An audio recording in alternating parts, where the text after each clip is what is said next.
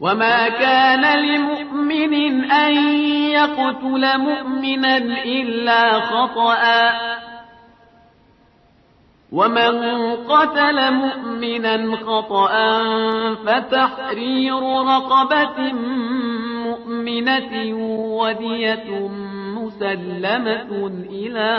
أهله إلا أن يصدقوا فإن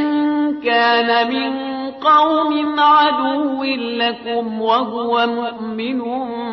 فتحرير رقبة مؤمنة وإن كان من قوم بينكم وبينهم ميثاق فدية مسلمة إلى أهله وتحرير رقبة مؤمنة فمن لم يجد فصيام شهرين متتابعين توبة من الله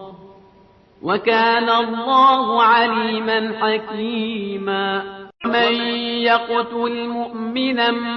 متعمدا فجزاؤه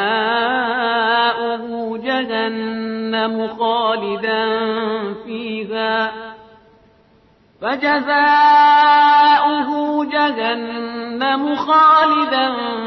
فيها وغضب الله عليه ولعنه وأعد له عذابا عظيما يا أيها الذين آمنوا إذا ضربتم في سبيل الله فتبينوا